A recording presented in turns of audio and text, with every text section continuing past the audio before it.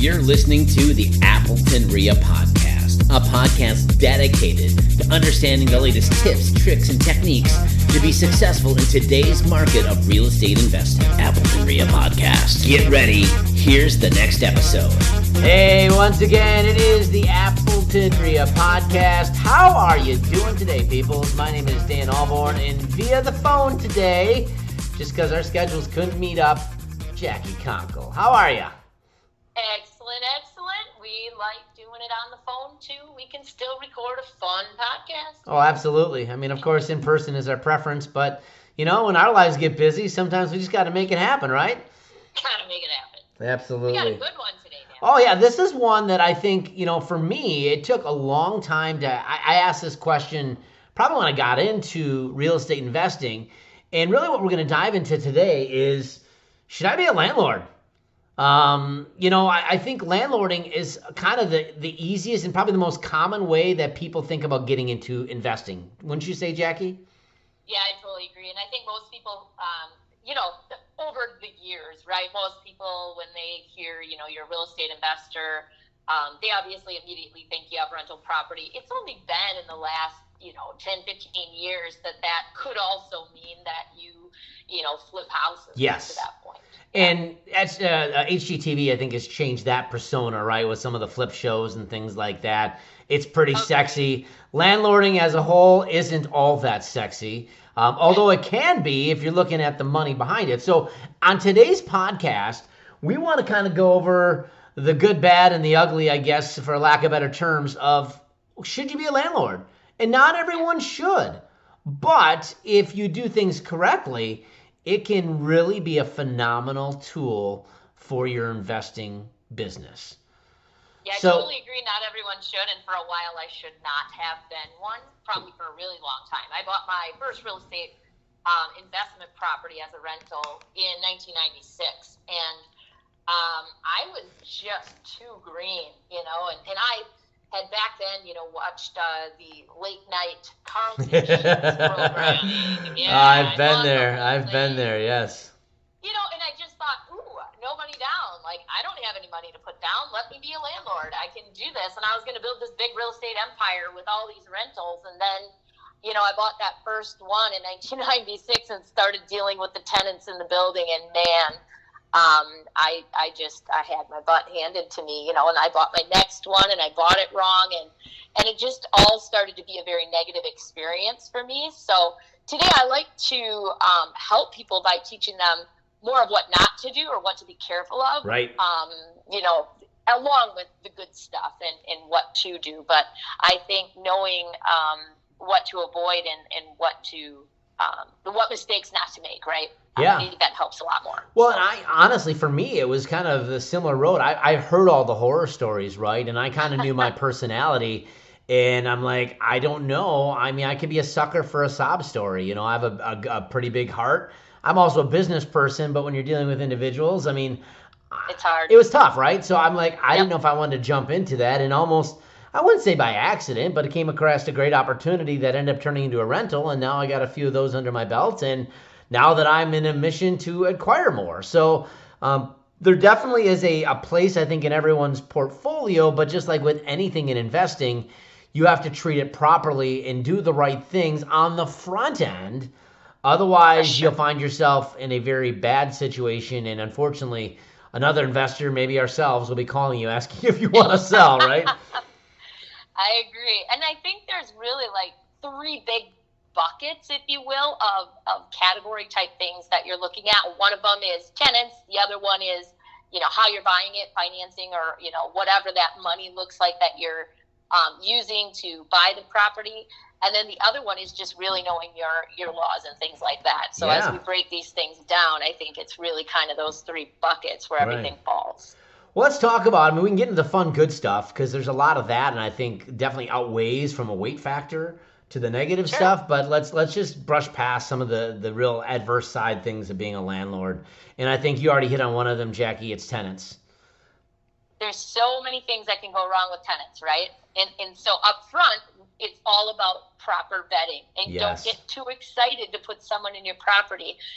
That's a hard lesson that I learned, that you're better off to go a month vacant while you're searching for the proper tenant than you are to just put any old buddy in there because they came and they fogged the mirror. So Right. yeah, some of those things. And I'd say in today's world, there are so many resources through a property management team, which would obviously help you immensely. But even if you're trying to do it yourself, there are tools that you can use, specifically even through Appleton REIA. There's resources that you can reach out to through Rent Perfect and other programs that can vet these people, do the proper background checks to make sure you're in compliance with the law, because you have to rent equitably to everyone. You don't want to make sure you're making a judgment call illegally, that you're doing the proper research to make a good decision versus, like you said, just because they showed up, they're there and had a pocket full of cash, you rent them that property and they turn out to be a terrible tenant, I find that a lot of the mistakes people make is like they'll only just call their last landlord or whatever referral they put down. And let me tell you, nobody's going to write down a referral that's going to say something bad about them. Right.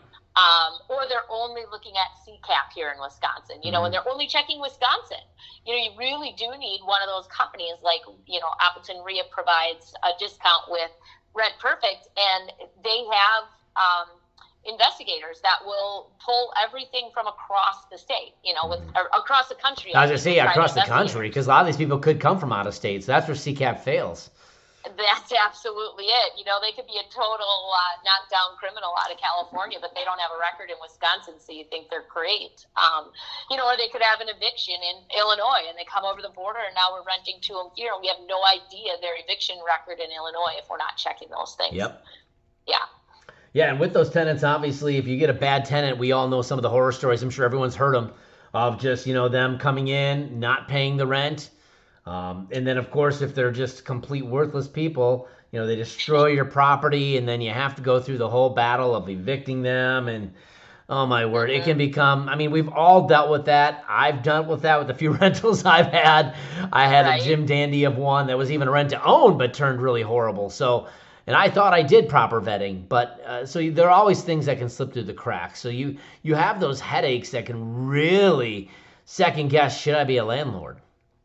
Well, and just on those couple of notes, there's different things that you can do. And if you don't know the landlord-tenant laws, let me promise you, a bad tenant knows them. So they know how to get around things or to set you up for a problem in court. Yeah. If you're not using the right contracts, or if you don't know the equal housing laws, or, you tell them they can't have a pet and they have one anyway, that's always a problem. But what if it's an emotional support animal? There's a whole different law with that, and you really can't stop them, and it's not a pet, so you can't even charge a pet deposit. The problem comes in with a lot of people just getting into, becoming a landlord, and it's, they're mom and pop, so they have 1 or 2 or 4 doors, and they haven't taken the time to really learn this business. It is a business. You don't just buy a house, put people in it, and collect money. Right. You've got to know your rights, you've got to know the laws, you got to know the contracts, and you got to bet that those tenants do. Absolutely. What's going on. Absolutely. And I think with tenants, if you're dealing with tenants, specifically if you're self-managing, which I'm sure a majority of people listening to this probably do that. Sure. I was talking to someone today. She used to be a former property management right here in the Valley. And we talked about that exact thing where you need to be firm but fair, have a heart, but at the same time, you have to be consistent. And at the end of the day, it is a business. And sometimes you just have to be consistent. And I think if you do that right out of the gates, you deal with less stuff down the road. They know what they can and can't get away with. And if, they're trying to test you to see who you are, you sometimes can, really build out a good relationship by just having the ground rules laid, but being firm but fair. Yeah, and put it in your contracts. Don't go to Office Max, Office Depot, and buy, the lease with the hole punched in it. That's good for the whole country. Let's take some time and put together what you will and won't allow, and also put in writing what your standards are for renting. So that you're equal across the board, like you mentioned in the beginning, right? Yes. I churned this one away, but I didn't churn that one away. And they say, oh, that's because, you don't like that I'm a different color, or that I'm a different sex, or that my marital status is this or that. And it's like, no, it wasn't an equal housing thing. It's because you're a smoker and I only want a non-smoker. Right.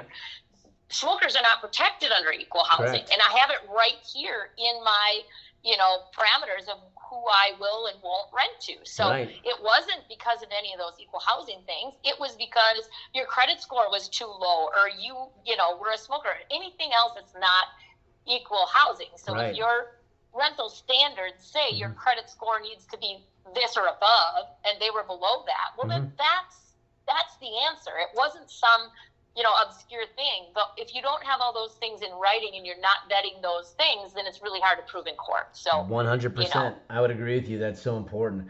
Now, outside of protect. tenants can be a whole topic in its own right. But I mean, there's other things too with kind of the negative side of You bet. being a landlord is that sometimes you just get so intrigued of like, I want to buy a property that you got money to burn, or the bank loans you some money and then you buy this property, but you didn't do your due diligence and you bought it wrong. And too many times we see people get into those situations and they're upside down. And I mean, they're paying, even with a paying tenant, they're still having to fork over more to pay for a mortgage payment, not including all the other stuff. And we have a common friend who did that with the goal to get to 100 doors, remember? And they had more outgo than income for their properties, which is not great. Well, and I mean, you have a good point. Like sometimes people just get excited and they buy it.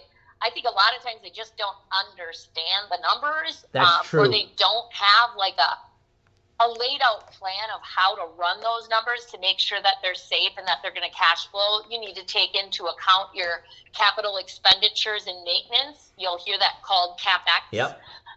You need to take into account vacancy. You Yeah. can't bet that you're going to have a rent payment on the first of all 12 months. You have to account for some vacancy or non-pay. So you have to figure out what your tolerance is for that and add that in there. But you really, sometimes it's just an assessment, the street assessment or something comes along. Like you really need to set yourself up to win by being super conservative with your numbers and assume the worst and then go forward. And if the numbers work and you're still cash flowing, then it could be a good deal. But I think a lot of times people buy wrong because they just don't know how to run the numbers properly. Right. And speaking of that, I mean, there are some great tools out there. If you are not already signed up with Bigger Pockets, I know a lot of people are. They have a paid version of their service or their membership. They have some really good analysis tools. So if you're like green, you can punch in some basic numbers, use some national averages. Again, they're general numbers, and every market's a little different. But if you want at least a basis of where to start and to know, is this a good deal or not? To Jackie's point, it takes into all those things that you never think about. You always think about, my mortgage is $700. I can make $1,000 a month. I'm getting $300 a month cash flow. Well, but you're not taking into consideration there's insurance, there's tax, there's maintenance, there's vacancy. There's all those things that if you don't account for, it will come and nip you in the bud at some point in time. So might as well plan for it up front, right? Absolutely correct. Yeah. Cool. That's a big deal. And I think the other piece of this too is, and this was my biggest fear too of just the bad side of it, is you're dealing with people, there's emotions, and sometimes some landlords just don't know when to cut bait or know when they should get rid of them, or they don't enforce their own lease, right? They have a heart, but they have too big of a heart. And at the end of the day, you have someone who hasn't paid for, an extended period of time for really no reason other than just a bunch of excuses.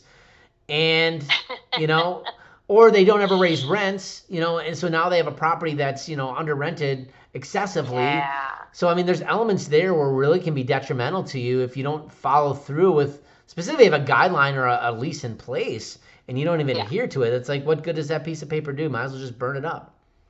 Yeah, I was definitely guilty of that, and that's why for a long time I didn't have rentals. I sold them, and I said I can't be a landlord. I let people live in my property without paying rent, and I'm not even joking, 7 months. Oof. I just didn't. I was so afraid of conflict. I just thought one day they'll pay me. Like I bought their excuse every month, and I'm like, oh yeah, they're gonna catch me up one day.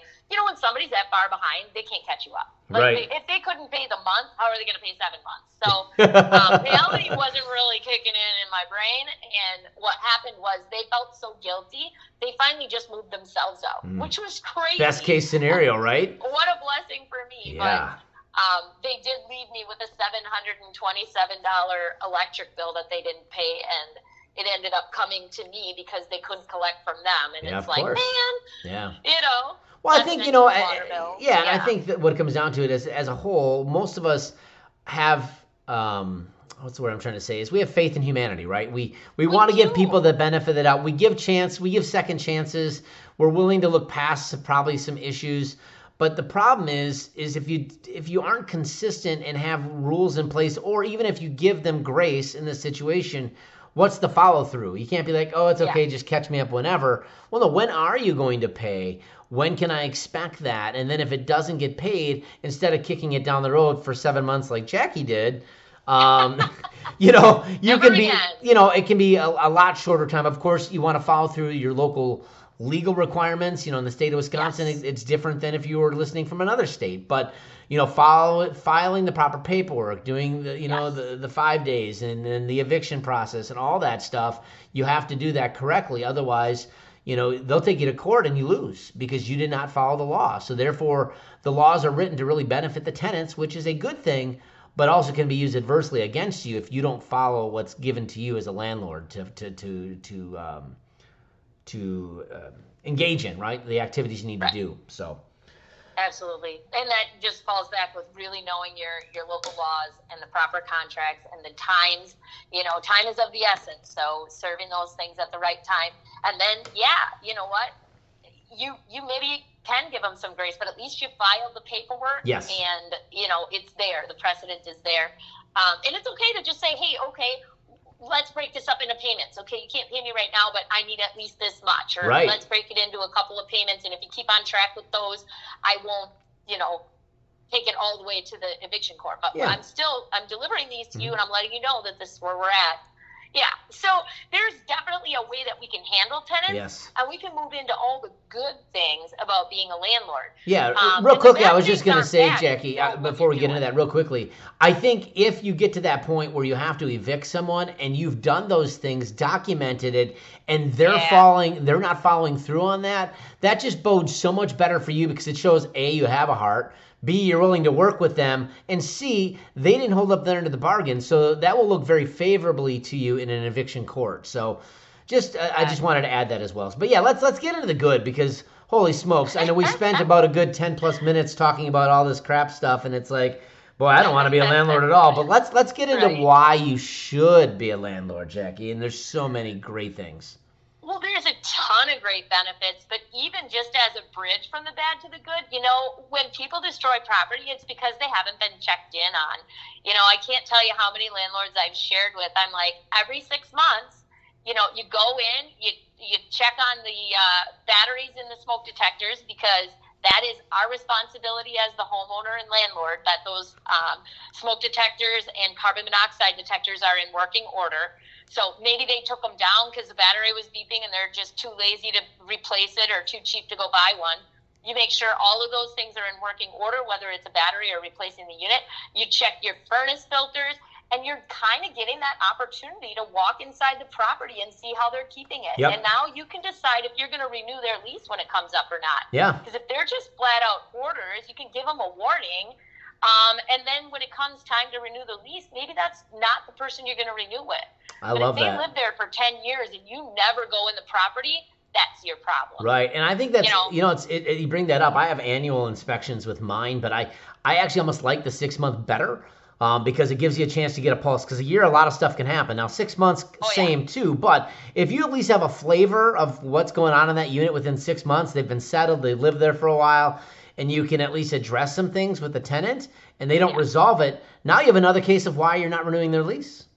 Right. Well, and they're not changing the furnace filters, so you really do need to go do that. Yeah, no, I agree. I agree. Of them sitting there, they ain't gonna change it. That's true. I did one of these checks, and I found that in the spare bedroom of one of my duplexes, she had an entire bedroom full of bunnies, rabbits in the house, and there was no pets on the house. So you're gonna find extra tenants that shouldn't be there. You're gonna find, you're just gonna find all kinds of stuff. Yeah, absolutely. Yeah. Mm-hmm. That's good.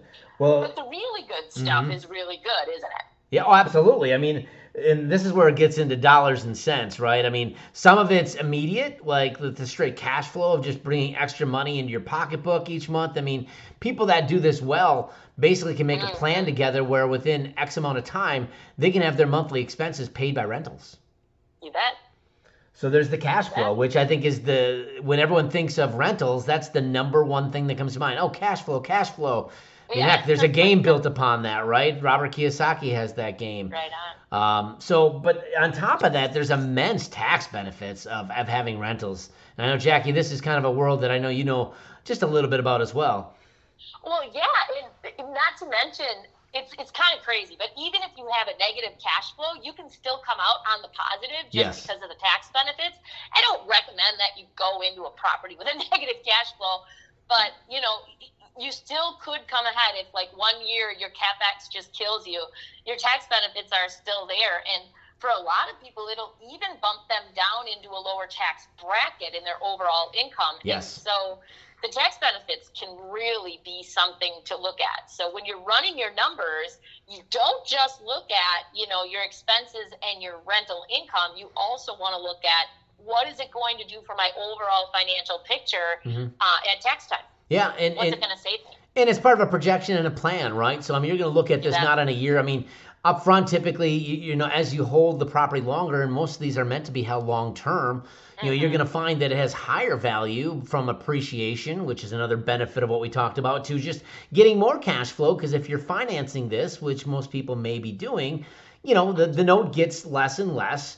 You're paying more towards principal as you have a tenured note. So there's benefits later on. And then if you take care of some of the capital expenditures up front, yes, you're getting the hit and you might have negative cash flow, but long term, you're not having to fix that stuff later. So there's just aggregate benefits of, you know, the long-term prognostication.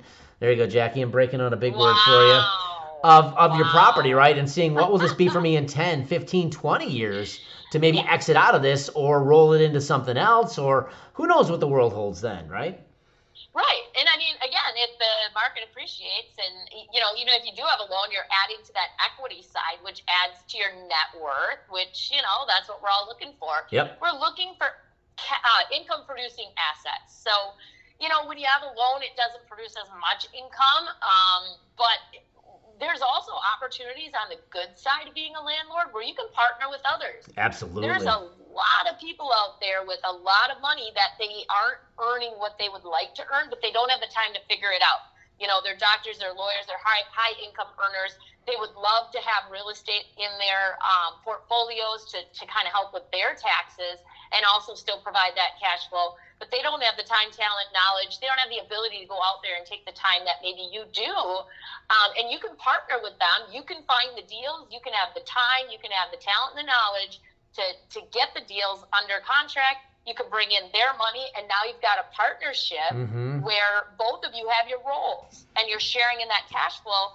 And that makes things a lot easier when it comes vacancy time, because you don't have that stress of a mortgage payment while you're searching for the right tenant. So you won't put the wrong one in there, and that just makes good even better, right? Absolutely.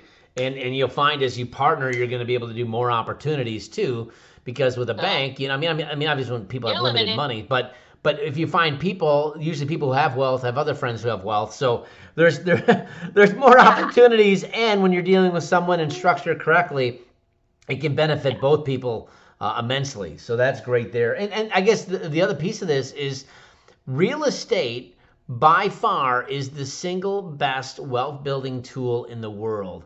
Anyone who has any bit of money in, you know, you would consider to be well-to-do, has a bit of real estate, if not a lot of real estate in their portfolio.